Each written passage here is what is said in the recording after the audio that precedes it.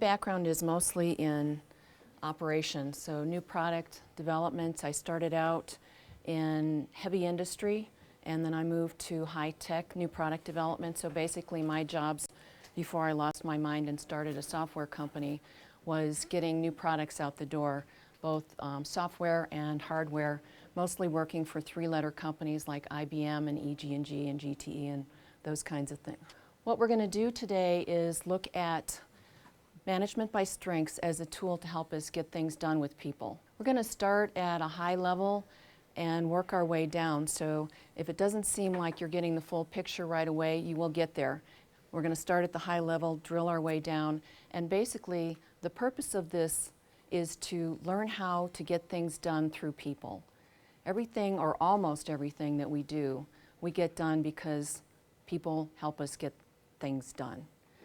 And what we want to do here is just tune ourselves up, just make ourselves a little bit better at working with people, at getting things done through people. So all of you has everyone taken the profile here, or is there anybody that didn't get to it? Those of you who have not taken the profile, you probably have yourselves pretty well figured out. This profile is just a shortcut. So as we go through, you'll hear some things hopefully that will resonate with you, and you can decide what color you are or what communication style fits most comfortably for you. Okay, so we've already sort of been through the agenda. We're going to first talk about the profile, why we should care about any of this stuff, and then we're going to talk about, we're going to take a break, then we're going to do an exercise where you all are going to need to know each other's profile so you can buddy up together. And then we're going to drill down into, okay, once you recognize what someone's type is, what do you do with it? There are a lot of different systems for recognizing basic temperament or character traits or communication styles, but what we're going to work on today is, so what? What do you do with it? Okay, so again, why do we care about this? Because we want to get things done through people faster, more easily, with less stress. And learning to recognize other people's basic character styles helps us do this. We want to be able to move quickly. We want to not waste time. We want to get things done. I'm going to give you a couple examples first. Are any of you familiar with the Poudre Valley Health Center system? It's a very highly regarded quality organization, as you probably know by now. They just won the Malcolm Baldrige Award for Excellence, so that's something to really be proud of in Colorado. So they started out with this strategic framework, and this is their quality framework that they were going to use to do their improvement processes. And one of the first things they looked at was the workforce. And the reason for that was because they were bleeding dollars in turnover. It's a very highly skilled workforce that they have, so when people leave, it's very, very costly, both in terms of just dollars out the door and in terms of quality of patient care. So they decided to make the employees, the staff, the focus of their improvement project. And the tool they chose, that was their strategy. The tool they chose was treating the employees like customers. So if you think about that, what would that mean to you, treating an employee like a customer? What would that mean? Make sure they're happy. Make sure they're happy. Okay, how would you do that? How would you make sure they're happy? I think you should treat them with respect. Treat them with respect. And enhance their feeling of self-worth. Show that they're valued. Show them that they're valued. Provide for their needs at a reasonable cost. Okay, provide for their needs. So again, it's focusing on them at a reasonable cost. So keeping the whole structure in mind. Okay, so they did all those things. That was the tool. The tool was think of employees as customers and treat them that way. And this is what they got back. $35 million annual in turnover savings. But more importantly to the hospital was they actually have metrics around patient care. And the metrics were, guess what? Death, return to the operating room, and a host of other things that indicate that people are getting well faster. All of those metrics supported this strategy, and they are now one of the best healthcare systems in the country. Now that's a larger system view of taking a strategy and then applying human tactics to make it happen. In my little company, Warrior Solutions, we make software for military leaders to help them take care of their people. So it's basically for small unit leaders, sergeants, lieutenants, and so forth, to help them take great care of their soldiers. So it's a human resource kind of team building software. So when we decided to market this, puny little software company that we are here in Boulder, Colorado, trying to sell into the military complex, it's pretty tough.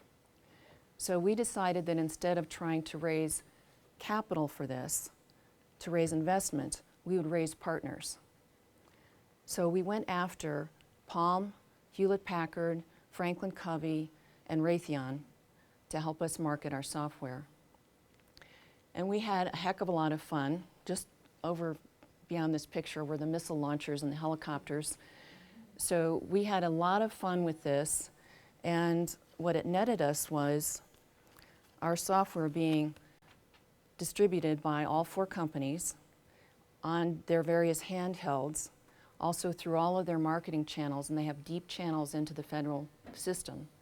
We could not have bought this kind of marketing power for any amount of money because we would have had to have been in business, doing business with the military complex for decades to do that. And as I said, we had a whole lot of fun. This little CD that Franklin Covey put out, I don't know if you can see it from here, but you could tell that their graphic artists don't get out much. And you know, Franklin Covey is all about organization and time management. So here they are managing guys flying out of a helicopter in sort of Braveheart war paint. And we really had fun letting them go with that with our software. So we had the strategic partnership strategy, and the tactics were get in front of the decision maker and convince them, persuade them. So that's what we did, and that's what we're going to talk about today, how we do that. So we're going to do a little review first on how to make that relationship happen. Relationships develop through listening, leading to communication, leading to understanding, leading to trust. And when you get to the trust level, when I talk about that in a business sense, I'm talking about being comfortable with someone, comfortable enough to get from just putting up with them to agreeing with them. And agreeing with, I don't mean that you think everything someone says is true. What I mean is getting to the point where you're going to have the intention to get something done. So agreeing that you're going to get there. So how do we get to trust, and what do we get when we get there? We get agreements. We get things done. We get productivity. We get collaboration. And if you'll remember, the first step was listening. There's some barriers to listening that we all have.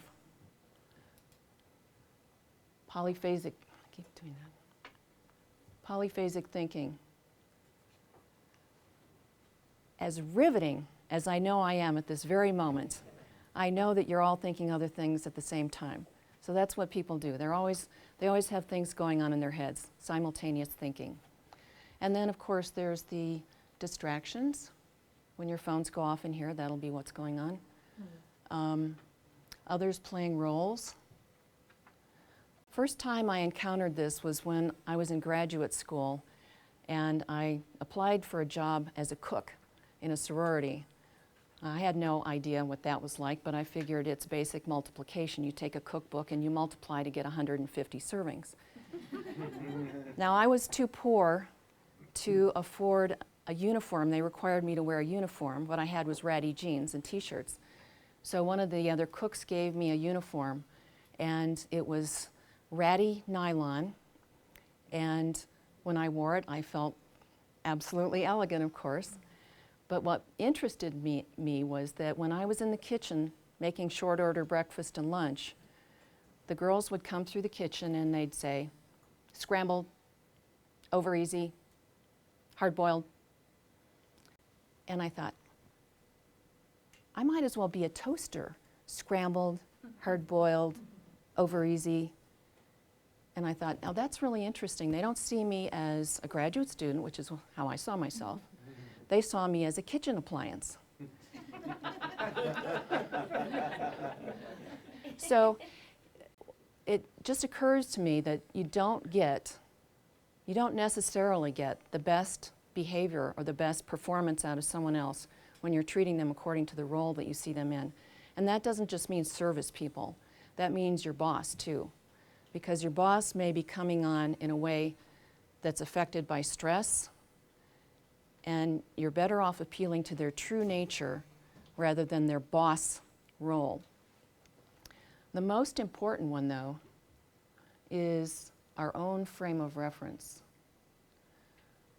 I think we tend to think that if we understand the problem clearly and we communicate clearly, people are going to get our point. We talk to them from our point of reference. But they may not hear what we're saying because they have a different point of reference. And so, as earnestly as we try to convey our message, they may not be hearing it the way we're saying it. And so that's what we're going to work on here today. We're going to look at how other people might hear our message differently than what we mean to say it as. So most of you have taken this profile, or you have an idea you're going to guess as we go through if you don't already have a pretty good idea. What we're talking about today is communication style. Nothing more. Just these are behavioral characteristics that can be seen and observed. We're not talking about all of the other things that make us unique individuals. So our experience, our many other facets of our personality, we're not going to go into that. I mean, those are all good things to know, but we're going for the easy stuff. You can think of it as a house. And we're looking at the front door as the communication style. Now that's not the whole house, but it's the easiest access to the house. So that's what we're trying for, the easy access. To get even more mechanistic, it's like the sticker on a car. It doesn't tell most of what's going on with the car, just some basic things. So this profile that you took, it's a shortcut. It's like using a map or a GPS. You can do fine without it, or maybe not so fine, but you might take some wrong turns, and you might really annoy yourself or others if you don't pay attention. So you might have all gathered by now, if you've looked at your profiles and if you looked at the website, that we're talking about 4 basic styles. And because we're a really positive group, we're considering all 4 positive. So for the purposes of us in this classroom, we're talking about the positive things we can do with each of these types of communication styles. And so our challenge here is to recognize, first recognize, and then appeal. So understand who you're talking to and then do something about it. This is not new stuff. Hippocrates hypothesized 2,000 years ago or more that there were 4 basic styles of observable behavior in human beings. And there are also many, many other cultures who have come up with similar understandings of 4 basic categories of how people display behavior. We're going to call them directness, extroversion, pace, and structure. Okay, so we're going to cover red first. You may, if you look around the room, you'll notice that the reds outnumber everybody else in here about 2 to 1. And I don't know why. It's not because there are more reds in the world than there are any other color. It could be that the DaVinci Institute attracts people that are direct in nature. It could be. So we're using, to make things really easy, we're using both color and symbols. So we're using a gavel, or some people that are in the way of a direct person might call it a hammer. Red, we're using red as a color to get your attention. Stop, pay attention. Red.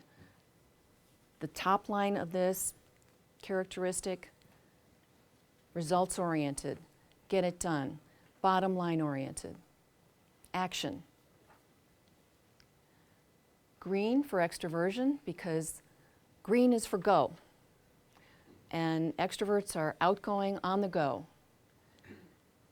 And the symbol is open, because what might you think is open when an extroverted person is comfortable and feeling in their element? The mouth. They're talking. When they're comfortable, the mouth is open. Blue is for pace, and we use the color blue for the calmness of the ocean, the green, the calmness of the sky. These are people that are harmonious. Time is very important to them. Their plan is important to them. And the symbol of the line, that's for fuse. These people have, or tend to have, a very long fuse. But if you really push them into a corner where they can't get out, they might blow. It's very rare, but it's a possibility. And they can be pushed that hard because they're so interested in cooperation and timing and harmony that you may not know you're doing it. And yellow is structure. We're using yellow for caution, yellow light, watch out. And we're using the circle to signify perfection. And that which is in the circle is understood, the rules are known, and it's right. People with a structure characteristic are interested in doing things right, and they're certain that they're doing things right because they work really, really hard at it. And they check, and they check, and they check, and they make sure they're right. Example, and there are a few of you in here that might come a little bit close to this. So in this particular example, we've got a person with the high D. The characteristic that is most dominant is the direct characteristic. Now, when we look at this, we want to make sure we understand that those above the line are the most important, and the one that's the highest is the one we're really focusing on. Everybody can have all of these characteristics in various levels all the time. We can all adjust. But the one that's the highest tends to be our dominant and our most comfortable. So it's like being right-handed or left-handed. Most of the time you're going to go to your right hand if you're right-handed, although you can use your left hand perfectly well. So in this person, we've got a direct is the highest characteristic, followed by extroversion. Pace is below the line, and that doesn't mean the person doesn't care about time. It just means that schedules are less important to this person, and they're more likely to be flexible in their timing or able to really be in a hurry without much problem for themselves. And structure is the farthest down. That doesn't mean they don't have any structure. It just means that they tend to be more flexible, tend to go with the flow easily, and it doesn't cause a lot of stress. So this is a person who wants results, bottom line oriented, working through people quickly, and however it can be done. So that's the self-profile, and that's the most important one. That's the one that we really want to focus on here. There's also the adjustment profile. And this is the one that comes out when you took the part of the survey that talks about how others see you. This is sort of the comparison between the two. And this is the adjustment that you're making to get done what you need to get done.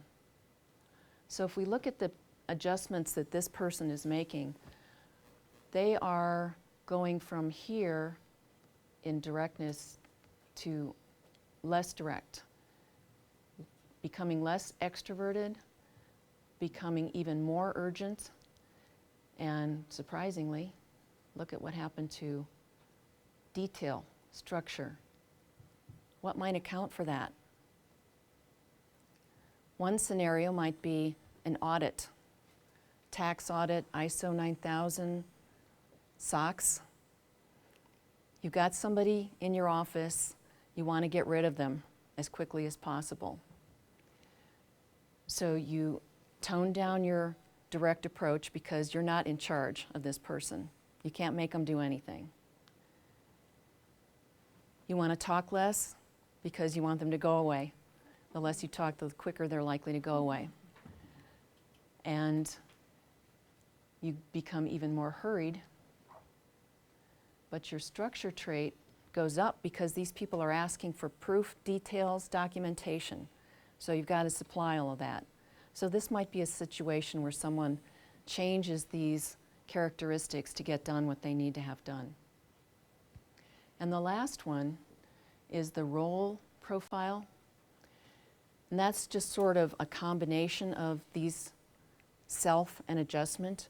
This is how people might see you acting from time to time or all the time. And again, when we deal with people, we want to deal less with this, how you're coming off in your role, and more with this, how you are in your natural self. People's roles change, every time they get in the car or walk from room to room even. I might be the director of whatever at XYZ company, get in my car, I'm a driver, get home, I'm a soccer mom or a Boy Scout leader. So all of these roles change all the time. That's why it's less useful to treat someone according to their role. Any questions so far? So the question is it normal to be really flatline like that? And yes, I'm close to that too. I'm almost a flatliner.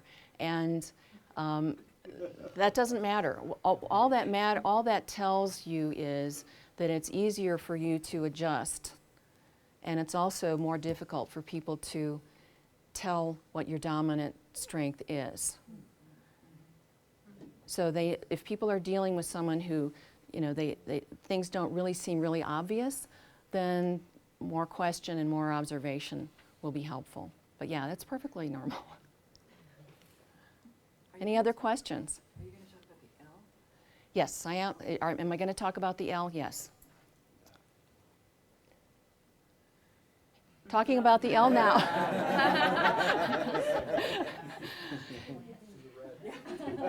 These other areas that the instrument measures are nice to know, but not really critical for getting things done. So the L above the line is a fact-oriented decision-making style. L below the line is more of an intuitive or feeling-oriented. And the farther away from the line you get, this person could be seeing things in black and white more so than other people. And this person, if it's down here, might be seeing things in such a intuitive or non-decision firm decision-making style that they have trouble making a decision or they're impulsive. Any questions on the L? Now are we going to get to the C? So this measure tells us if, when we're making those adjustments that we may not want to make, if we're making those adjustments, are we comfortable with the adjustments in this zone? That's comfortable? Or are we critical of ourselves, thinking, yeah, I did what I did, but it wasn't good enough. I should have done more. Beat myself up a little bit. Down here, I don't know if I actually got it done. I'm not sure I actually accomplished what I needed to accomplish. And these things, again, are nice to know. And if you see yourself in either of these realms, you might just stop beating yourself up, because it doesn't help. Or if you're worried that you're not getting done what you needed to get done, maybe take a look at your plans and see what you might outsource or what you might ignore. Is that gray area the same for everybody? The gray area, is that the same for everybody? It's kind of 2/3 above and 1/3 Yeah, below. that's the range that this measurement hopes that we're in. And I have an explanation of the statistics and all of that, but you would go to sleep, so I'm not going to go there unless you want to talk to me after. That question is whether this is a general measure of energy or whether it's a measure of energy on how you end the day and what's happened to you during the day. Yeah, well, this is sort of a general measure. So, again, the specifics for how this number was arrived at depends on the distance between certain levels of answers on your profile. So it's more of a general level than an individual level, although this number can go down if you're sick when you take the test, or you've just had a terrible thing happen to you that day, or are feeling really down. But it's more of a how you see yourself in terms of the distance and the enthusiasm for where you mark your answers. So it's more of a overall rather than a situational level. But you bring up a really good point about, and this is usually the point that's seen between extroverts and introverted people. The extroverted person tends to be able to draw energy from other people, and the more they're on the go with people, the more energy they have. And other people that are less extroverted need more private time, collect themselves with their thoughts. If they're in a room full of people all day, like I'm just going to have to go home and go to bed after this. If they're in a room full of people all day, then they tend to need that quiet time to recharge and draw energy back to themselves. Says you're asking about, is this an inborn trait or type of characteristic, the energy level, like other things, like having brown eyes or blue eyes? The theory behind this kind of system is that it is inborn, and that people will tend to behave the same way throughout life, just like people are going to use their right hand or their left hand as a dominant trait. So yeah, all of these behavioral characteristics, according to this theory, start as young as birth. We all know that everybody's different when we're born, right? You've got siblings, you know that none of you are the same, and that you weren't the same from the minute you were born. If you have children, you know that from your children. The nurture certainly plays a huge part in making us unique individuals, but you know that they came out being what they were to a certain extent when they arrived on this earth.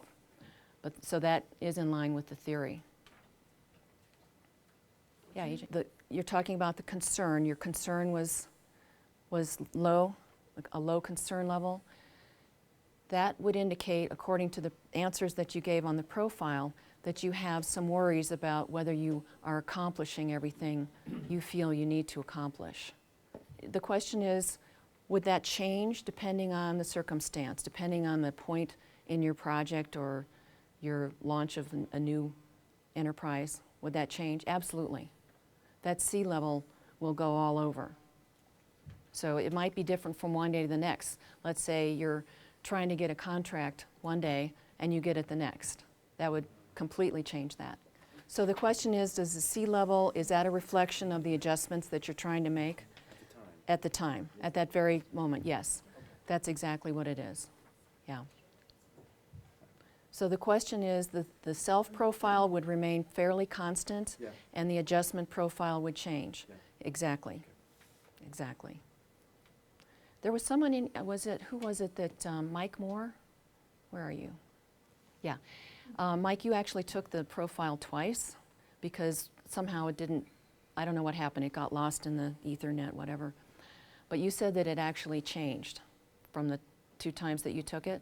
Yeah, the first time I took it was, I had a lot of free time on my hands. The second time I took it was last night when the cats were begging for food and I just need to get the damn thing done and out of there, and the score is significantly different. Mm-hmm. Some of the things were more dramatic, but I didn't really look to see which ones were which, but it was definitely different. Mm-hmm.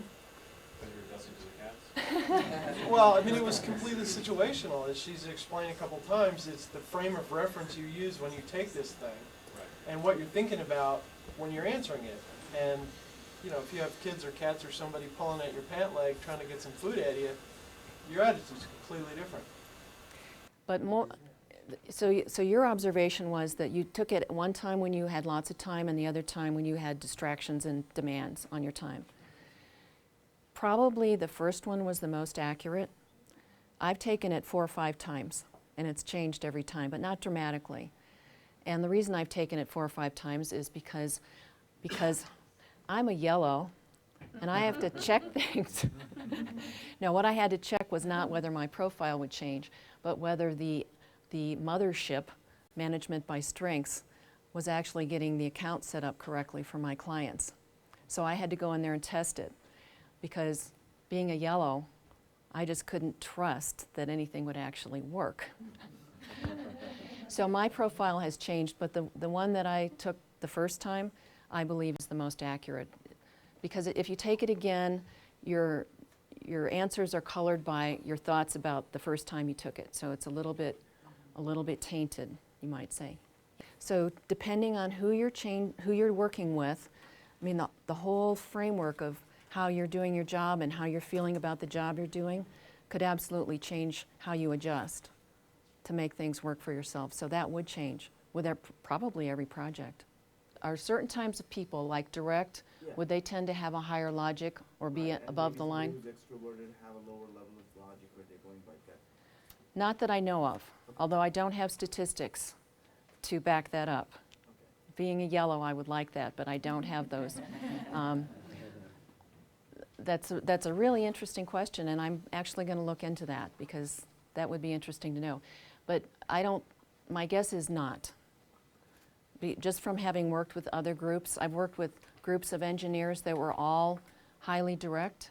I mean, they basically looked a lot like this. I've worked with whole teams, and they almost looked like this. Very, very engineers, yeah. Yeah. That's a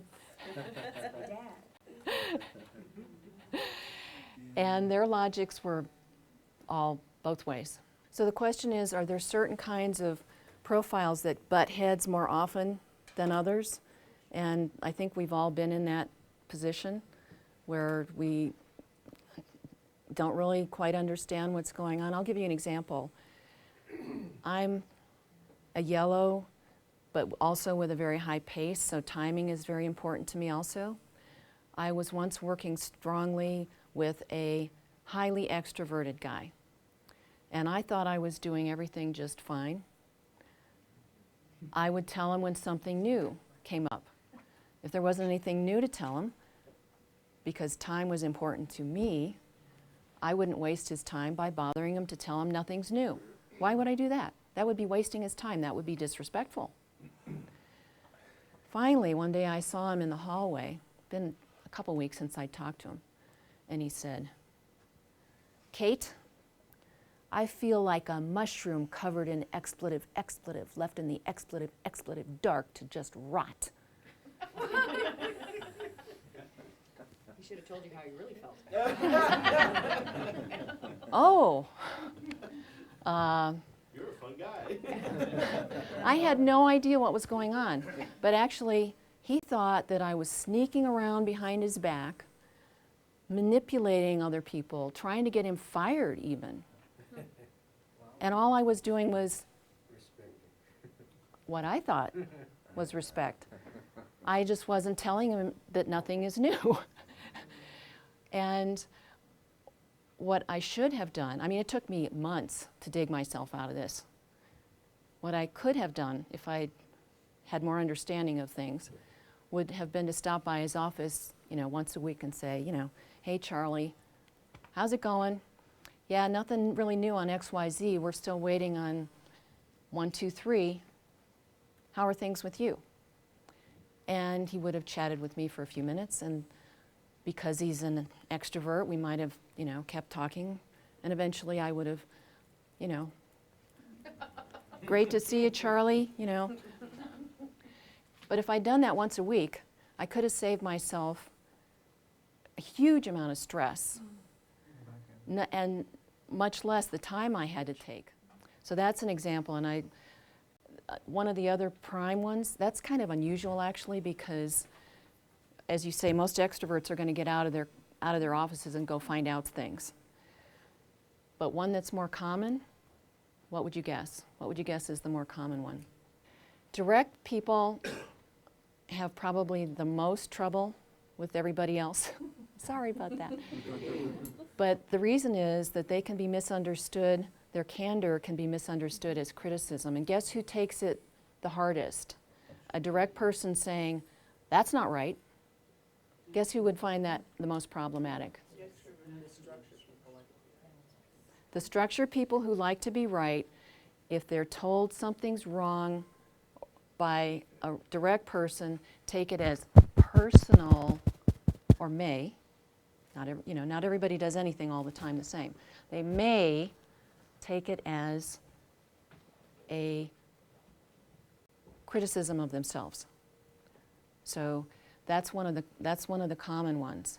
Another one is the direct people and the paced people can butt heads, because the direct person wants to get to the bottom line and doesn't care much how they get there, or may not, and the paced person needs to see the flow, how this is going to happen, what's the timeline. Also with the structured person, they want to see the detail.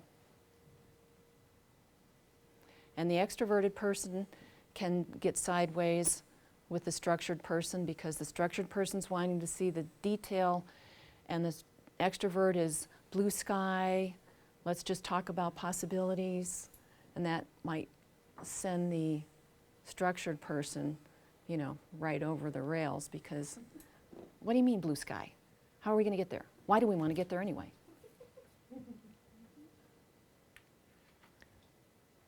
Any other questions?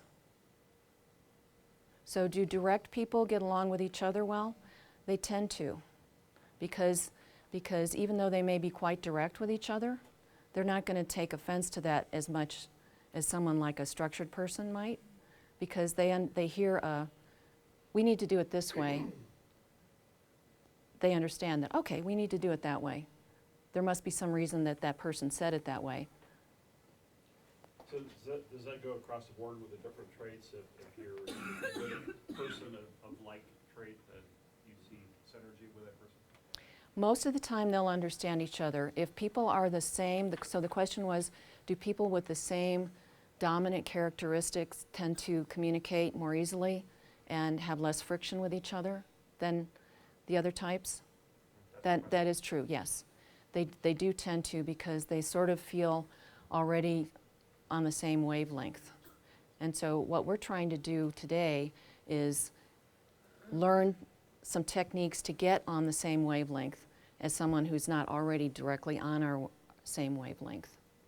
Yeah. I would submit that the reason that most of us are reds is because we've had personal experience with being misunderstood, and so we're here.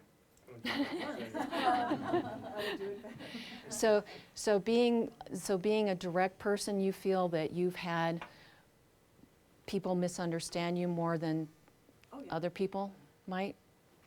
And we're here to find out how to temper ourselves. Yeah, use some other techniques. Use some other techniques. There's a lot more reds because we're all here business owners and, Could be. decision makers. And your comment is a lot of decision makers and business owners might tend to be reds? Yeah, that's probably true. That's probably true. All of us can be any temperament type or personality type or communication style dominance can do anything. You see them in every profession. But let's imagine what kind of communication style might you expect to see in kindergarten teachers versus business owners? Would you expect to see more extroverts? Would you expect to see more pace, maybe in kindergarten teachers? Patience and outgoingness? You might. You probably would. Long fuse. Pardon? Long fuse. Yeah. You probably would expect to see that. Yeah. Could you talk a little bit about the combo strengths? Because like I know in me, since I haven't taken mine, trying to figure mine out. I'm also looking at Christopher's here. And, I mean, he's blue, but just barely. So people that are close to the line or have two above the line? Yeah, they're fairly close dominant strengths. I'm very close to D. Right. So the question is, if people have two that are above the line and fairly close to above the line, the one that's still higher is going to be the one you want to focus on most. But the other one is also important and plays an important factor in your decision making. So you are extroverted, but even more highly paced. I mean, not extroverted. You are direct, but even more highly paced.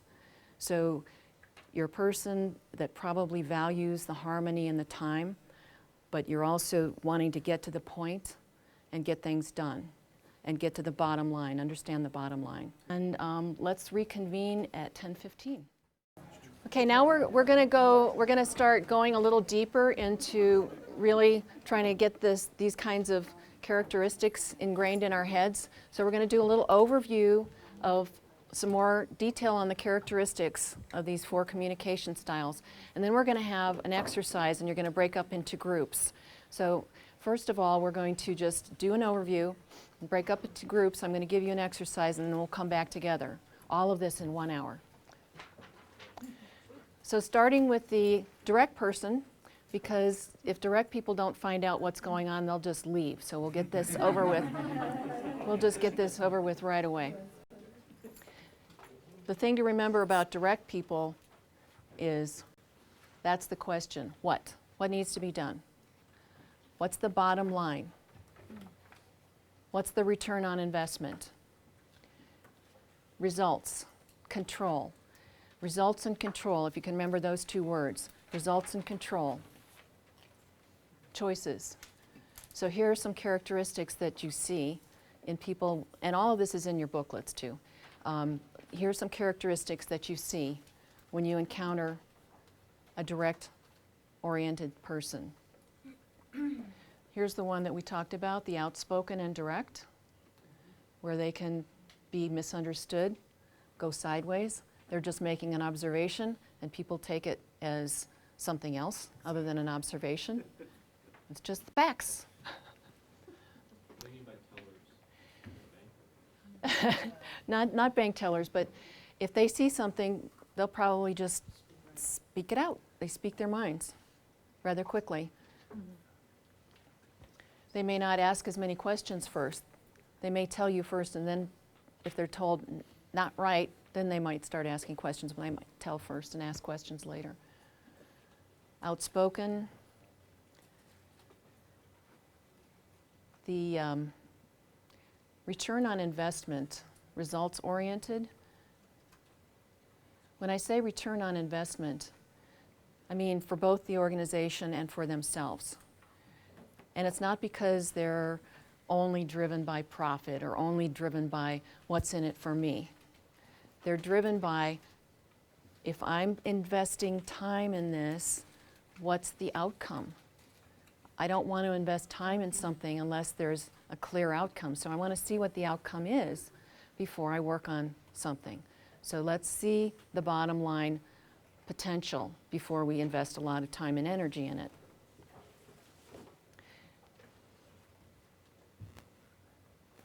I'm going through this rather quickly because when we divide up in our groups, we're going to get more into it and then come back to these things. So the big focus for the extroverted person, who? Who are the people involved? What are the teams? Personal recognition and attention. This might be a nice office, nice clothes, a nice convertible. My buddy, the extrovert, who I did make up with later, you know, we stayed friends after my groveling sufficiently, had a lovely convertible, and I enjoyed riding with him in it. But that is important not because I need to look good because I'm hot stuff, but because I'm trying to attract people to me. I want people to want to be around me. So if I make things around me nice, then people are going to want to be with me. I did like riding in that convertible. So what do we see? Eclectic thinking. This is another area where they might get sideways with a direct person because they're bouncing ideas back and forth with each other, and that is great for brainstorming. I mean, they can really generate a lot of ideas, and they're building, all the time building. But it might cause some friction with a direct person because the direct person said, why are we even doing all this back and forth if I don't know what the bottom line is supposed to be? Persuasive, blue sky, lots of possibilities. As my buddy, my extroverted friend, he would talk about doing things on the moon. And here we are trying to, shopping carts on the moon or something like that, I don't know. But you know, he had some wonderful ideas, and we're just trying to get this version of the software out. Talking about and he, you know, I just wish me being the structured type, I wanted to get a spreadsheet out. Okay, let's just put it on the spreadsheet and then we can work on it later, okay? Can we, you know, stick to what's at hand? But they're thinking optimistically, enthusiastic. And most of all, focus on the people. And boy, can they be persuasive. The person for whom timing is important, the paced person. Probably the most important thing is that striving for harmony and knowing when things are going to happen. Because if they're in control of their time, then they can be in control of the pace and the calmness around them. If they're rushed, then their harmony is in jeopardy. So they like to be in control of time. And these are also people, as we talked about with you, Chris, when the building's burning, they're calm, they're just right out there taking care of business. So these are people that are cooperative, mostly relaxed, steady, persistent, very persistent, good listener. And by the same token, it's important that people listen to them because they consider this to be very important. They're listening to you, you listen to them. Well, and good memory. And this cooperation is part of the harmony. They are cooperative and they try to get other people to be cooperative to build and maintain that harmony.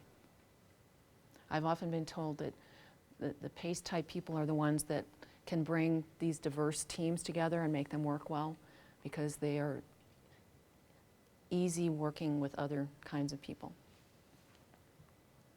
The structured person. This is where they get entrenched in checking things and making sure it's right. And it's not because they are just, whatever you say is no. You may see that. But it's not because they're just being stubborn. It's because they need to be right.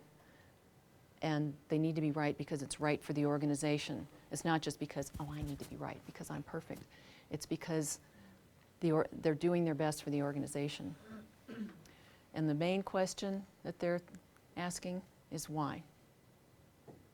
So when you get the blue sky extrovert talking about all the possibilities, then you might have the structured person going, shopping carts on the moon?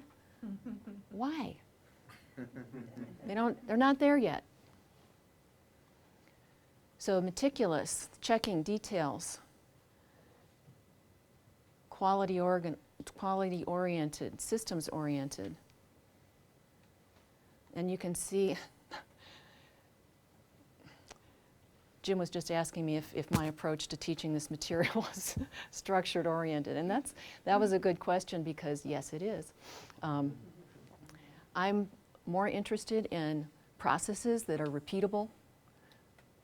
That's why I like this system, because it's repeatable processes that can be applied to people. That's what I've been used to in my production career, is you try to get a process to make it the highest quality. You don't want variation.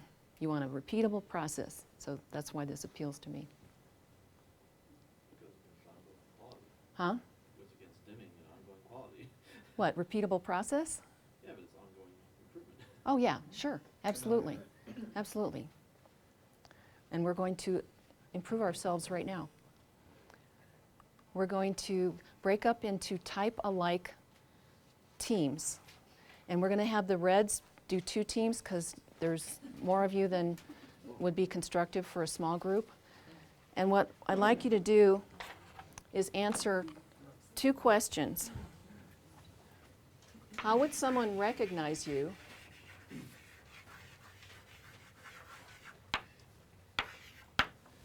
And how would someone persuade you?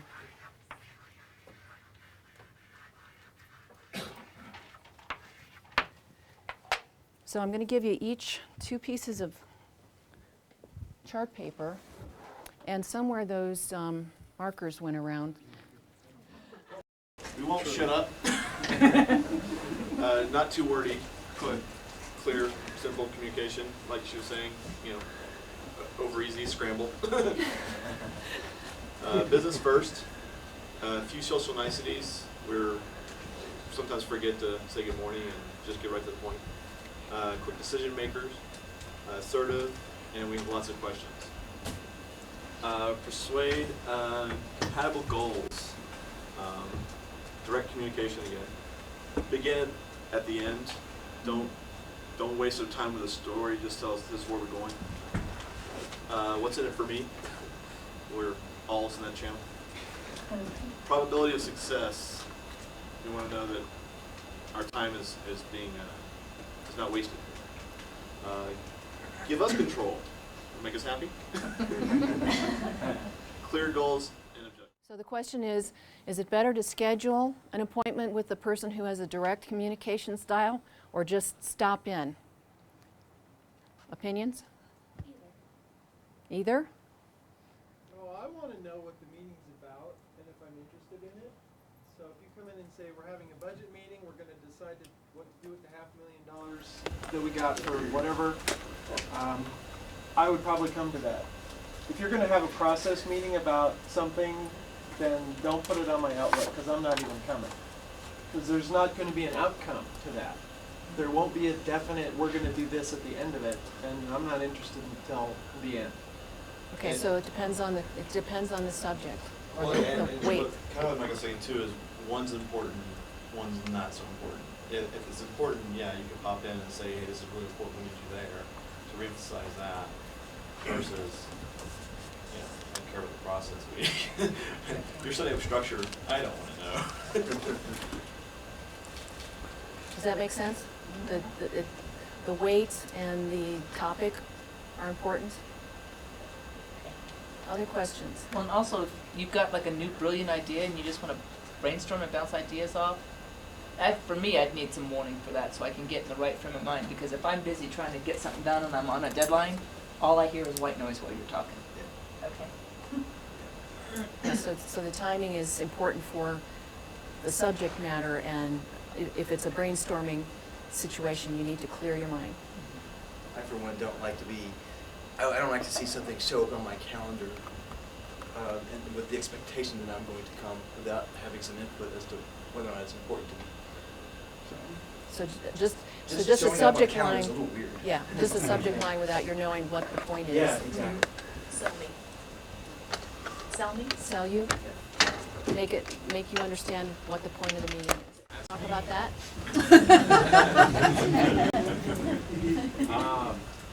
We talk with our hands a lot. We end up living in a world of possibilities. What's next? What's possible? Being very creative. We're animated. We're idea people. We're passionate, which sometimes can be taken off as enthusiastic or dramatic in the way we approach the subject matter. A little bit of arrogance at times, or so it seems, because we're so impassioned by what we do. We love to have structured alliances and allies. We're big on team building and community building, networking. We live to network. We're inclusive, and we're in the field of possibilities. And that's really how to recognize us. How do you persuade us? Show us that you get it. When we're communicating with it, you understand it, it's clear. There's a lot of credibility and confidence to win us over, a sense of excellence or competence, the ability to implement these ideas that we come up with and then follow through, organize them, structure them for us, because the last thing we want to do is get bogged down in the details of how to make it happen. But we need to really understand that you understand what we're talking about. There's this implied level of expertise, and then show me the plan and work the plan. And that's what gets to us. No BS to really make it clear, so that we can go off and be creative again. Okay, questions for the extroverted communication style? I was thinking when you look out at who is obviously paced, or feels like it's like Obama, who was clearly paced because there was this entire time such a methodical crafting of his ascension. He was always under the line until right at the end, this is like zoomed up because all forces gathered at one time. Same thing with Lance Armstrong. Very clear from his young years throughout all of his training, every race. It's just like, how did this all build up to an unbeatable conversation? Warren Buffett was mentioned, very methodical, kind of moves forward. We tend to listen more than we talk, and the reason that we do that is, like I say, we're waiting for the right time, waiting for the time that we know the right stuff and the message can be heard. We keep showing up. We are long-term investors in our objectives, and that makes us look dependable. We're also calm because we know it's a long game. Persuading. Have reasons to persuade us. Simply have reasons for the positions you take. You know, they don't even have to be reasons that we agree with, but reasons, there's some sort of logic to it. And listen to what we have to say, and it's not that you have to agree with what we say, but you just have to hear and consider what we say. We like calm and not frantic, frenetic presentations, in the sense that that's also, we don't want to be manipulated by circumstances either. Manipulated by forcefulness, lack of time, loudness, any of these types of things. We want to have ultimately an argument where we just go down to the bottom that is cogent, an argument that hangs together just on the base of its own, whole virtues, and that's ethically consistent. It makes a lot of sense from different dimensions, and everything being on the table. Nothing hidden. We want to be able to consider all the different aspects of something, including deadlines, cost, and so forth. We made you do that because of the cogent word. You figured you could explain it. I know, but and cogent is a great word, Give you the benefit of my vast experience with yellow. What's up with that? I don't know. Sometimes people just sort themselves out. In this group, there just don't happen to be any except me. So recognize first. You've probably, as Jim said, you probably already saw it, that I'm taking a very deliberate and process-oriented approach to teaching warm and fuzzy stuff. So I look for facts. That's how you recognize me. I might ask you for a spreadsheet, websites, proof, URLs, testimonials. If you come to me with an idea, the first thing I'm going to probably say is, where can I look that up? Where can I go to get more information? So that's, and then I'm going to ask, why are we doing this? What's it going to accomplish? We're already got a good system, maybe. Why do we need to change it? Because I think it's right what we've got. However, I'm always ready to do something better because I want to be right and I want the company to be right. So I can be convinced, but you might find that I look like this. Wait a minute. Why are we doing this? Give me the facts. Where's the proof? So you might recognize me as someone who is always looking for information. How do you appeal to someone who has the structured trait? Give them the information up front when you talk to them, because they're just going to ask you for it anyway. So you can save yourself a lot of time by having your facts marshaled when you go in, being prepared for those questions. Next thing is be able to answer why. Next thing is be prepared to have them check the facts. Even though you've told me, I'm going to check. And I may check again. And I may check again. And I may ask you more questions than you think I could possibly have. And why? And why? And so and you also may hear from me what sounds like no. But if you think about that, which is really, if I know enough, then I go along with it. So the no is really, I need to know more. But it may come across as negative. So those are the main things to persuade a structured person. And it's important to be able to persuade anyone. And structured people are often found in, guess where?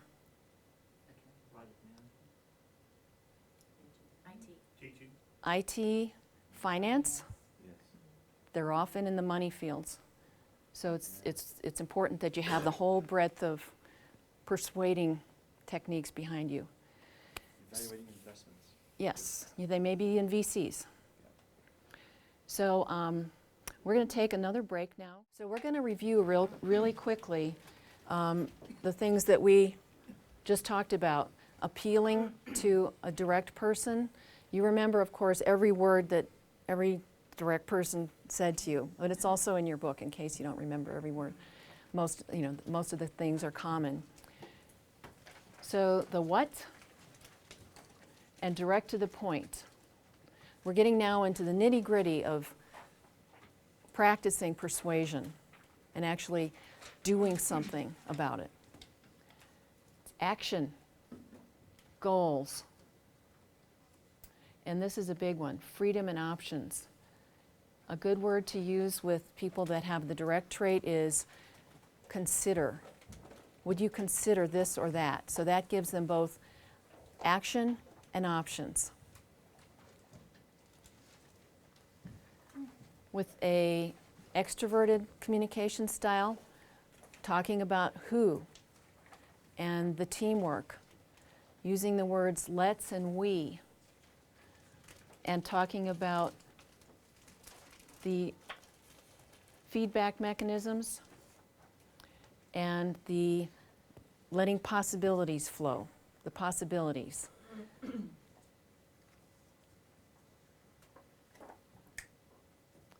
With the paced people, when?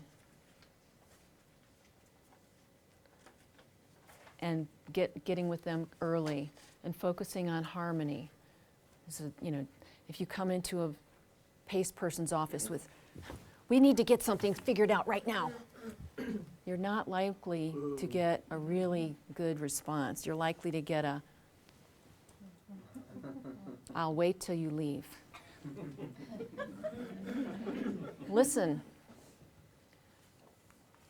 That listening, you heard that from the paced people here. The slowing down and being able to listen. Try not to pressure. You get the same pushback when you pressure. How do you appeal to a structured person? And when I say appeal, I mean you're trying to persuade. Talk about the why. Come with facts, not just opinions. Here's a big one. Don't start the conversation with, well, everything we're doing here is wrong, so we need to change everything. That's, even though that, to a direct person, that's an observation. It's not a criticism. That's an observation. To a structured person who has put those systems in place, guess what that sounds like? It sounds like you're wrong, not it's wrong. Talk about the facts. Allow time for questions and check the facts. So what we're going to do now is a little exercise between two people. Okay, we've got a paced person and a direct person. One of them is going to be the persuadee, the person being persuaded. One of them is going to be the persuader, the person doing the persuading. And we're going to take turns. First, one person's going to persuade, and then the other person listens, and then the other person is going to persuade, and the first person listens. But here's the catch. The persuadee needs to take on a different style to listen to, listen in. So if Jan is the first persuadee, she cannot listen as a paced person. She has to put on a hat that says, I'm a direct person, or I'm a structured person, or I'm an extroverted person. So it's only the persuadee that needs to change. And that person is listening through the eyes and ears of another person. So that's the stretch. So Jan, pick your poison. Let's say you're extrovert. Let's say, Do you have to divulge that to the person that's yes, persuading you? absolutely. Absolutely. You have to divulge it. Even, even show the book that I'm an extrovert. You say, I'm an extrovert. Jan says, I'm an extrovert. So I'm listening from the point of view of an extroverted person, and Kevin is talking to her to persuade her as an extroverted person. So he doesn't change anything about himself except the way he approaches her. And then when you change, you have the persuadee take on the role of someone else. The one rule that you have to follow is you can't have two of the same kind trying to persuade each other, because that's too easy. So reds, so for example, Daksha can't take on the role of red with Kathy persuading her. She has to take on something different, not red. Does everybody understand that? Takeaways in your trying to convince and hear from another point of view. What are some of the things that worked?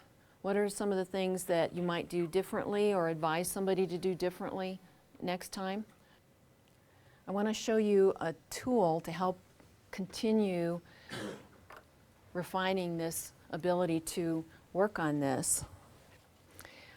First of all, turn to page 25 in your workbooks. And I want you to write this, this account code. And you already have this in the emails that I sent you, but just to make sure you still have it, because part of the offering of management by strength is that you can have your family, significant others take the profile at no charge. And they just do it the same way you did it. So that can help you continue to learn, because one of the things that makes this easiest to learn is if you get your significant other to take it, and then you can talk about it, and that helps the information gel. So they can take it at no charge. Just follow the directions. And the other thing, turn to page 29, and there's a client access. Put in there DI 4472.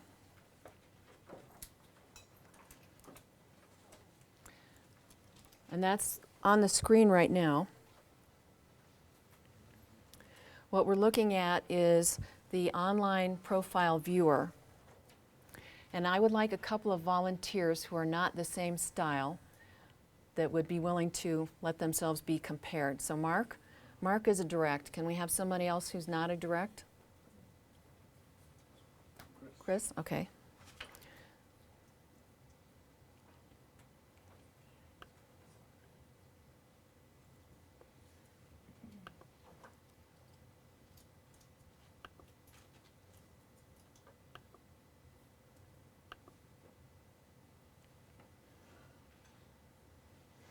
So what we're going to see here is, I hope, what we're going to see here is two diverse communication styles. And let's say Mark is trying to persuade Chris. So these are just some concrete tips that Mark could use in trying to persuade Chris of something. So if you have people in the workplace that actually want to take this profile and then, just put it out on the table, this is a way you can do it. Or you can do this with your family to get some practice. So it's the not rushing because of Chris's pace temperament, being friendly but direct and candid because that's how you are, inclusive, interactive, and allow that Chris might want to delegate. So what if Chris wants to persuade Mark?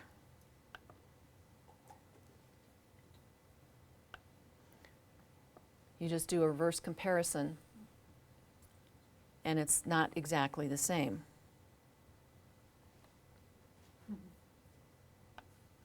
So this is just a tool that you can use to further gel some principles for yourselves.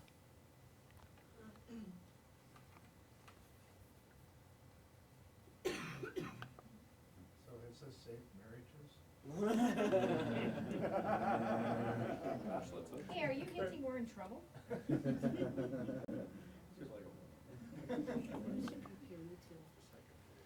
Well, you'll get to see that. Oh, yeah, that would be interesting. Okay, so the main takeaway, I think you've got it already, is that the golden rule is a good one. Treat everyone as you would like them to treat you. That's a good strategy, but it's not a good tactic. A better tactic is the platinum rule, which is treat everyone the way they would like to be treated. So there's the overarching goodwill toward mankind, and then there's how do you actually do it so that it feels good to the other person. So here's the quick and dirty how to appeal to all kinds. Ask for help. You almost can never go sideways with this. If you frame it according to the, now Jim's question was, if you have no clue at all, ask the question. And you can get it all in there if you really think about it. But let's say you're asking a direct person. If you say, John Direct, I really need to get this project figured out or get this show on the road, and I would value your input because when we come out of the deal, we're going to have this result. Value your input, result. So it's telling the person that what their ideas are important, their expertise is important, and the result counts. So that's appealing to the direct. Extrovert. Go in and say, we need to get something done. What do you think about putting together a team to work on this? And who do you think might be on it? Let's, we, who. That's the out of the box for the extroverts. The pace person. I really need to get your input on something. When would be a good time for me to stop by your office so we can start talking about a schedule to get this project done? So we, schedule, when. The structured person, we've got to get something changed, but we need to make sure it's the right way to change. Can we figure out how we get this done and what questions need to be answered? Can we work on that together? It's going to appeal to them because you're talking about the right thing to do and the questions that need to be answered. So just asking the question can get you out of the box.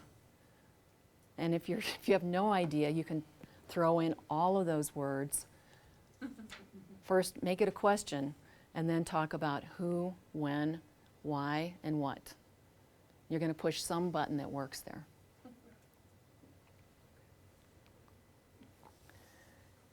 And finally, or maybe semi-finally, it only takes one person to start a conversation that's productive or to make a change. If you find you're butting heads with someone or not persuading them the way you think you'd like to, it only takes you to change. You're not going to be able to change them.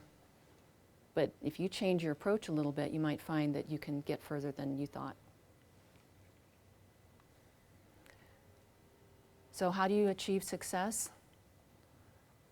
You do. You just make a change. Just try it. Try it out on somebody. And trying isn't enough. Remember when you learned to ride a bicycle? You probably fell, unless you're, really amazing. You probably fell, but somebody didn't come up to you and explain the physics of it to you. Well, okay, Kimberly, you just didn't understand the physics of it, so now that I've explained the physics, you're going to get on that bike and it's going to work for you. That didn't happen. They just, get on the bike and pedal. So just do it. And when you do that, you'll find that some of the barriers that you may have been seeing actually reduce in size. And then you have, hopefully, a synchronous team that's all going the same direction and the same pace. So every day, we work with each other one-on-one to influence, to motivate, to persuade. But we do it best, we make the most impact when we focus one-on-one. And that's the end of my remarks. Thank you.